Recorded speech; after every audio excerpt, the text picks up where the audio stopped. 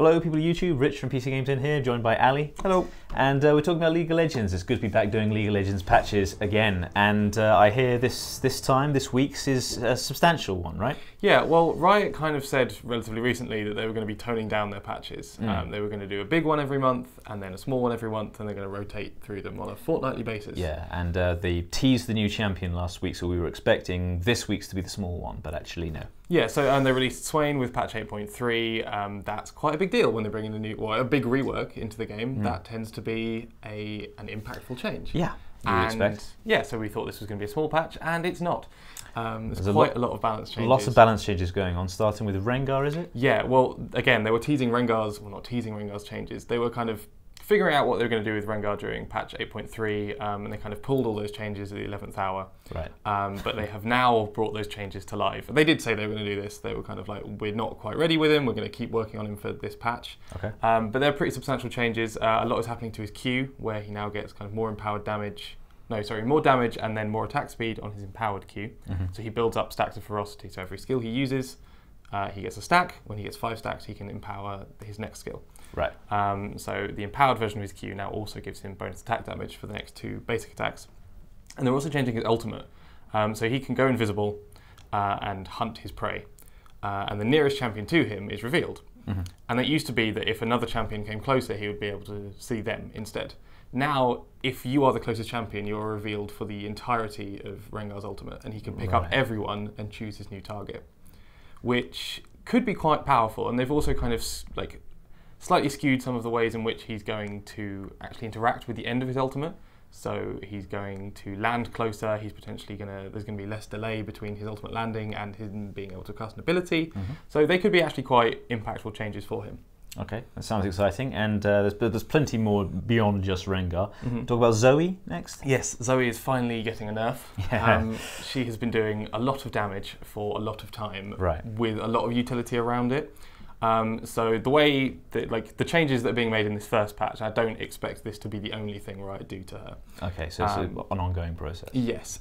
So what's happening is her Q is no longer interacting with her passive to the same extent. So her Q was a kind of a powerful skill shot. The further it travelled, the more damage it could do, but there are plenty of GIFs online of people being completely one-shot by a Zoe Q. Okay. Or if not one-shot, then quickly mopped up by the way her passive interacts with it. So when she hits someone, her passive kind of just sparks off damage, extra damage to these people. Now her passive will only hit once on one target. So she'll hit them with the Q, she'll hit them with the passive once, and the other 2 bolts of the 3 will fly off to other people. That's one change.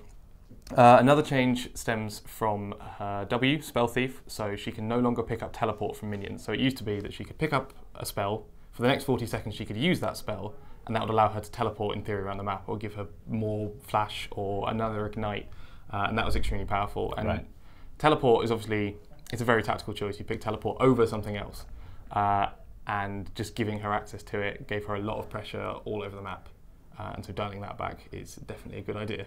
All right, good stuff. And then there are a few more hero changes in this patch, and then lots more item changes. Walk us through the rest of those. So the hero changes for the most part are quite similar to what you'd see normally. Most important ones are probably nerfs to Ornn Shyvana, but then there's a lot of changes to items. So we're mostly focusing on AP items. There were some changes to jungle items, but those have been scaled back today. Right. So the AP items are changing pretty substantially. So one of the biggest changes is that Twin Shadows is coming back.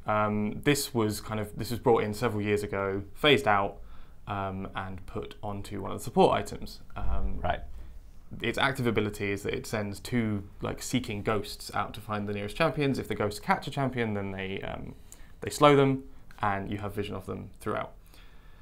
So that's coming back. That's being brought back into the game. There's also 2 new items. There's Ominous Orb, which builds into Spellbinder, which grants AP and movement speed, and also has an active ability. So when your nearby allies cast spells, you will gain a charge up to 100. Once you've hit your cap, you can activate the ability to give you a temporary boost to AP and movement speed. There are also kind of general changes to plenty of major and minor items. There's changes to Morellonomicon, Luden's Echo, Liandry's Torment, Rabadon's, Archangels, and the Hextech GLP 800. Yeah, that's there you go. Yeah. Good. And kind of all of the various bits and pieces that build into those items.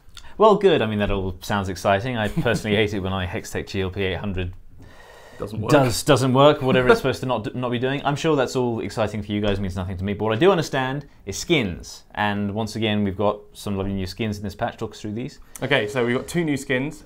We've got Dragon Master Swain. So fresh off his rework, he's getting a new dragon-themed skin.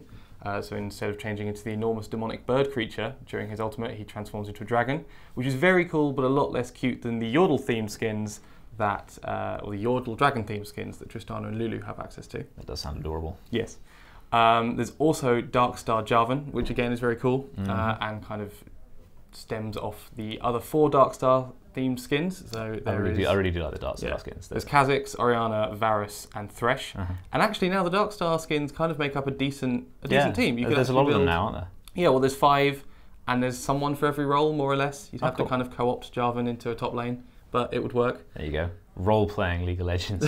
Never thought that would happen. All right, well, thank you for that, Ali. That's your rundown of League of Legends patch 8.4. Did you go live on Wednesday? We're expecting it Wednesday. More or less Wednesday, yeah. Yeah. We keep doing these patch notes videos because League of Legends keeps changing, so come back in 2 weeks' time for 8.5. And in the meantime, like, share, subscribe. Come to PCGamesN YouTube channel for plenty more on League of Legends and PC gaming content generally, and check out our website for comprehensive patch notes courtesy of Ali. And until we see you next time, thanks for watching and take care. Bye-bye.